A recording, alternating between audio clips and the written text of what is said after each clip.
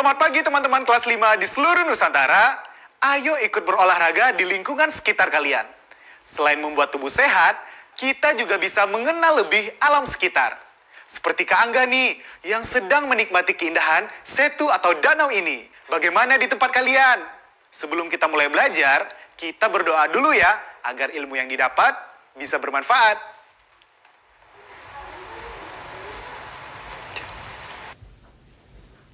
Ayo membaca. Perbedaan dataran tinggi dan dataran rendah. Teman-teman, perhatikan gambar berikut ini. Menurut kalian, gambar apakah ini? Di manakah letak pemukiman penduduk dilihat dari gambar tersebut? Ya, ini adalah gambar kenampakan alam. Dari gambar ini, kalian bisa melihat laut, pantai, sungai, pemukiman warga, bukit, dan gunung. Sekarang, kita belajar perbedaan dan persamaannya yuk. Dataran tinggi. Dataran tinggi adalah wilayah yang berada pada ketinggian di atas 200 mdpl. Ciri-ciri dataran tinggi antara lain. 1. Terletak di daerah pegunungan, perbukitan, atau dekat hulu sungai. 2. Beriklim sejuk. Suhunya berkisar antara 10 sampai 20 derajat Celcius. 3. Permukaan tanah tidak rata dan cenderung jarang pemukiman penduduk. Contoh kenampakan alam dataran tinggi ada gunung, bukit, hulu sungai, dan lain-lain. Tanaman yang cocok ditanam di dataran tinggi adalah kopi, teh, stroberi, apel, dan lain-lain. Sedangkan kondisi sosial ekonominya lebih banyak di sektor agraris. Banyak yang bekerja di perkebunan atau peternakan. Dataran rendah. Dataran rendah adalah wilayah yang terletak pada ketinggian 0 sampai 200 mdpl. Ciri-ciri dataran rendah antara lain. 1. Terletak di dekat pantai atau hilir sungai. 2. Suhu udara cenderung panas. 3. Kontur tanah rata dan datar. Banyak pemukiman penduduk. Contoh kenampakan alam pada dataran rendah yaitu pantai, tanjung, delta, sungai, dan lain-lain. Tanaman yang cocok ditanam pada dataran rendah adalah padi, kelapa, pisang, dan jagung. Kondisi sosial ekonomi di dataran rendah pun lebih beragam karena lebih banyak usaha di bidang industri, perkantoran, dan bisnis komersil. Banyak juga yang bekerja di pabrik, industri kreatif, dan jasa. Ayo berlatih.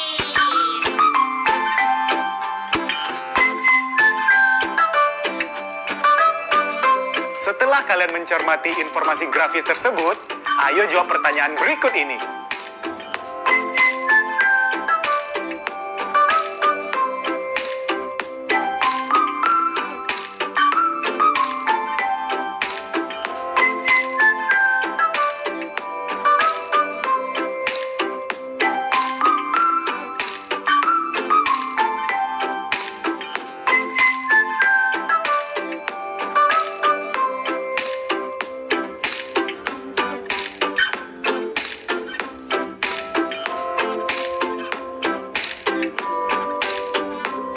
Sebenarnya, jawaban untuk soal-soal tadi sangatlah beragam, karena sesuai dengan pemahamanmu sendiri. Kalau Kak Angga sih sangat terbantu dengan penjelasan tadi. Kak Angga sendiri jadi tahu kalau Kak Angga tinggal di dataran rendah, karena rumah Kak Angga dekat sekali dengan pantai. Sedangkan nenek Kak Angga, beliau tinggal di dataran tinggi, karena lingkungan rumahnya dingin sekali. Kalau kalian bagaimana? Ayo mencoba.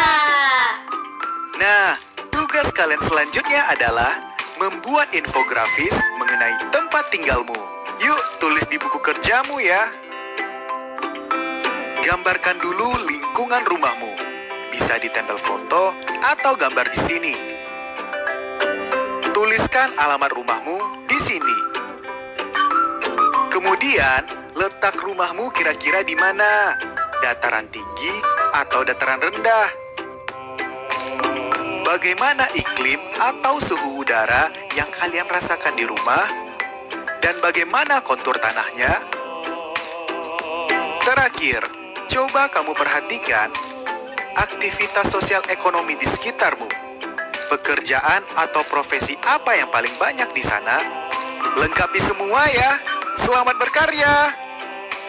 Kata baruku. MDPL. Singkatan dari meter di atas permukaan laut, yaitu ketinggian suatu tempat diukur dari permukaan laut. Hulu. Bagian atas permulaan, pangkal, dan awal. Hilir. Bagian sungai sebelah muara, daerah sepanjang bagian muara sungai, atau daerah pesisir. Industri. Kegiatan memproses atau mengolah barang dengan menggunakan sarana dan peralatan, misalnya mesin. Agraris. Mengenai pertanian, tanah pertanian, atau cara hidup petani. Komersial.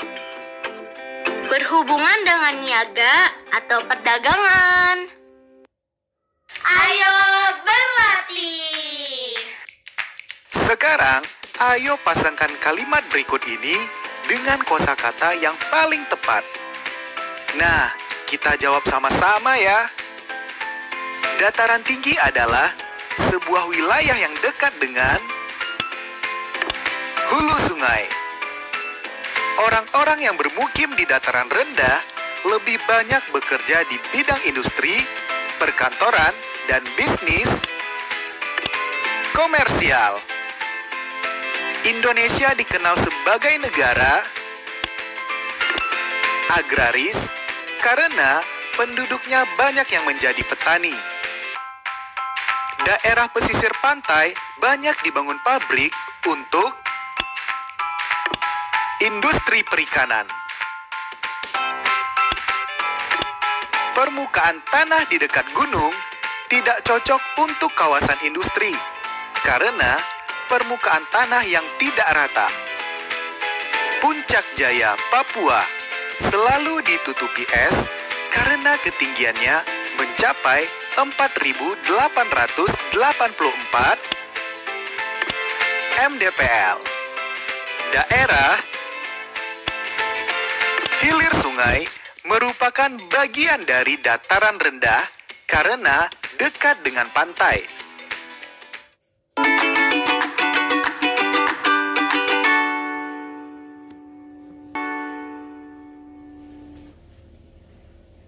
Intuisi bilangan.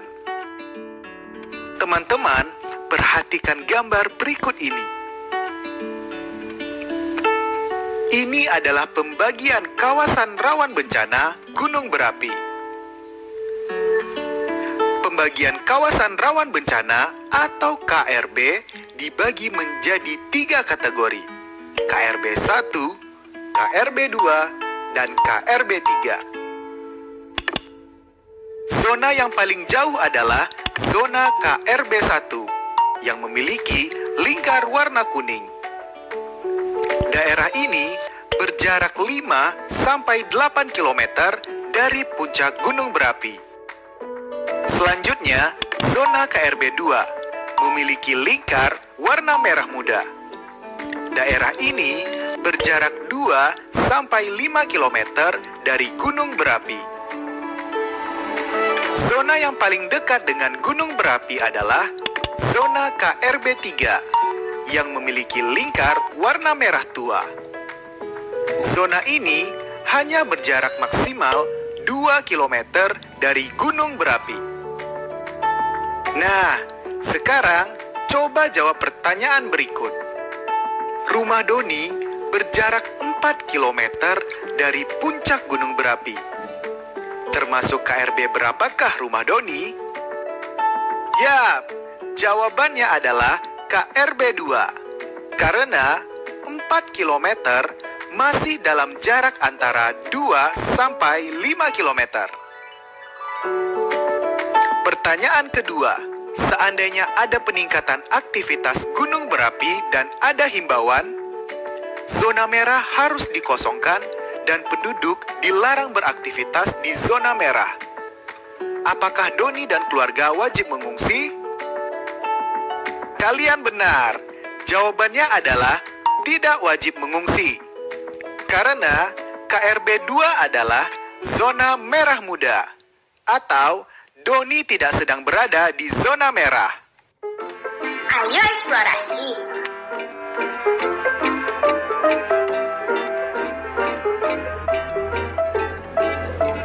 Ayo sekarang kita belajar konsep matematika tentang ketinggian suatu tempat. Ketinggian tempat biasa dinyatakan dengan satuan MDPL atau meter dari permukaan laut. Tabel berikut menunjukkan ketinggian beberapa kecamatan di daerah istimewa Yogyakarta. Pengukuran dilakukan di ibu kota kecamatan. Dari data tersebut, menurut kalian, manakah ketinggian yang terendah? Betul, Kecamatan Serandakan memiliki ketinggian yang paling rendah, yaitu 12 meter dari permukaan laut. Lalu, manakah yang ketinggiannya paling tinggi? Benar, Kecamatan Pakem memiliki ketinggian paling tinggi, yaitu 600 meter dari permukaan laut. Sekarang kita coba kelompokkan yuk, mana kecamatan yang masuk dataran rendah dan mana kecamatan yang masuk dalam dataran tinggi. Ingat ya, dataran rendah adalah daerah yang memiliki ketinggian antara 0 hingga 200 mdpl. Sementara dataran tinggi adalah daerah yang memiliki ketinggian lebih dari 200 mdpl. Yap, betul. Serandakan, Pundong, Sewon, dan Kalasan adalah dataran rendah. Karena ketinggian daerahnya berada di bawah 200 mdpl. Sedangkan Ngemplak dan Pakem adalah dataran tinggi. Karena ketinggian daerahnya berada di atas 200 mdpl. Teman-teman tahu nggak? Tabel merupakan salah satu cara penyajian data yang sederhana. Tabel mudah dibaca dan cukup mudah dibuat.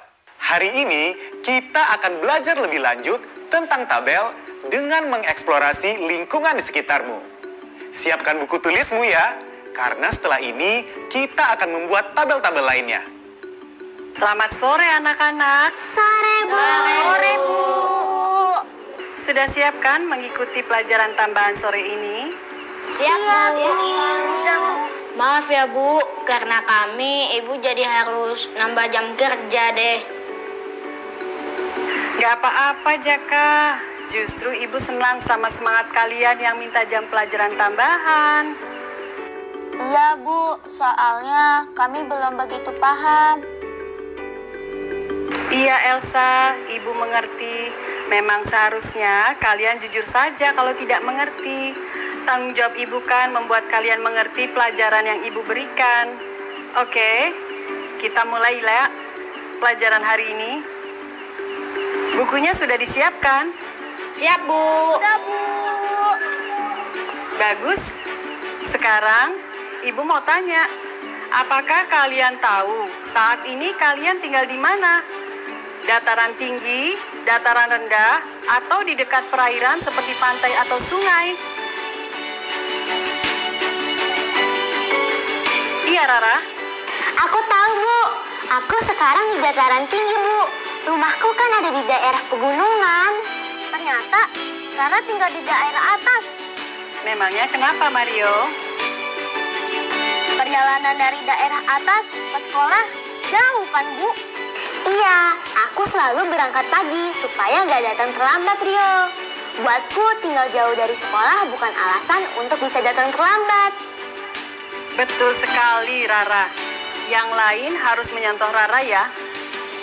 Nah, sekarang coba kalian tulis tanaman dan hewan apa yang menjadi komoditas di daerahmu. Oh iya, Bu. Komunitas itu apa ya? Menurut KBBI, komoditas itu adalah barang dagangan utama atau benda niaga. Misalnya wortel, kol, kentang, dan brokoli. Semuanya itu adalah komoditas utama di daerah pegunungan. Kenapa? Karena tumbuhan tersebut tumbuh subur di tempat yang berhawa dingin. Bu, kalau rumah nenekku di pesisir pantai, berarti komoditasnya ikan-ikanan ya, Bu? Betul sekali, Jaka. Nah, coba kalian lihat ke layar. Sekarang kalian buat tabel seperti ini dan isi komoditas daerah kalian ke dalam tabel ya.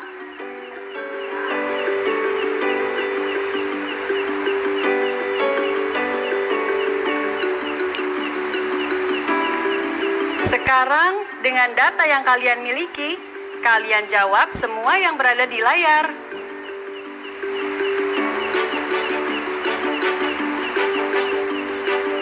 Coba Rara, kamu jawab soal ini ya. Di daerahku paling banyak menghasilkan kopi, Bu. Bahkan kakak yang tinggal di Jakarta sering sekali membawa panen kopi dari sini untuk dijual di sana. Dan banyak daerah lain yang juga memiliki kopi sebagai komoditas utama, Bu.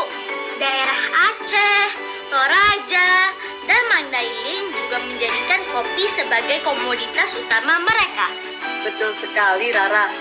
Jika ada tanaman atau hewan yang menjadi komoditas utama di daerah tempat tinggal kalian, mungkin saja juga ada bahan atau barang yang tidak ada di daerah tempat tinggalmu dan harus didatangkan dari daerah lain.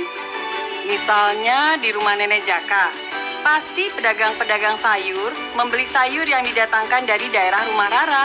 Sedangkan di tempat Rara, pasti sangat sulit sekali mencari ikan asin yang sangat mudah didapati di rumah Nenek Jaka. Sekarang, coba kalian data bahan atau barang apa yang tidak ada atau jarang ditemukan di daerahmu. Masukkan data itu ke tabel berikutnya ya.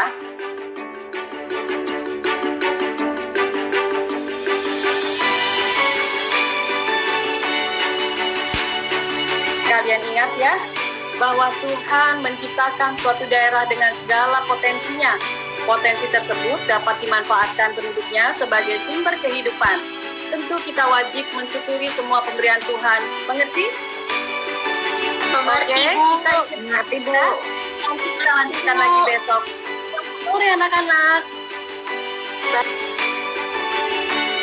Setelah tadi kalian menyimak pelajaran Bu Guru bersama Jaka, Mario, Rara, dan Elsa, sekarang saatnya kalian mengisi tabel dan pertanyaan berikut ini. Tulislah di buku kerja kalian masing-masing ya. Selamat mencoba.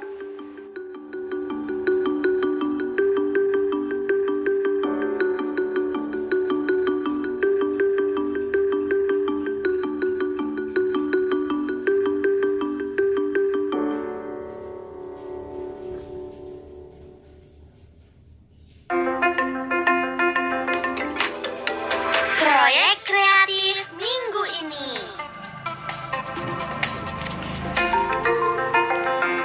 Proyek minggu ini adalah membuat maket gunung berapi dan lingkungannya. Kalian juga akan melakukan percobaan terkait aktivitas vulkanik yang ada pada gunung berapi. Kalian akan membuatnya dari bahan-bahan yang ada di sekitar kalian agar lebih mudah. Ini bahan-bahannya.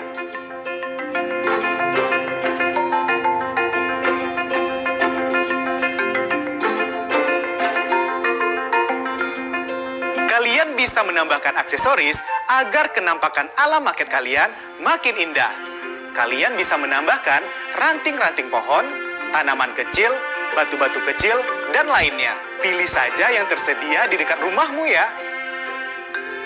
Selanjutnya, untuk bahan percobaan aktivitas vulkanik gunung berapi kalian adalah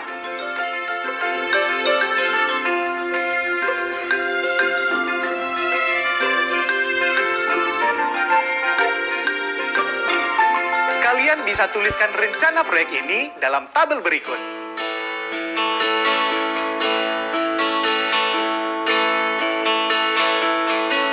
Refleksi. Untuk refleksi hari ini, kalian bisa membaca teks berjudul Pak Ahmad si Petani Kentang. Kemudian, coba kalian buat tabel dari data-data panen kentang Pak Ahmad.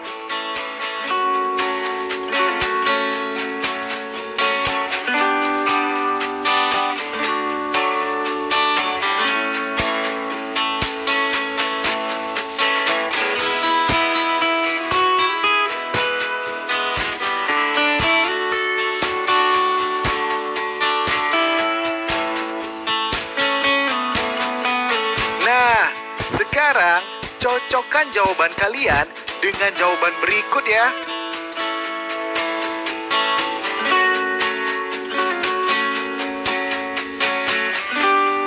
Tidak terasa sudah 25 menit kita belajar bersama. Jangan lupa untuk mereview pelajarannya ya. Semoga pelajaran hari ini bisa bermanfaat untuk kalian. Sampai jumpa. Dah.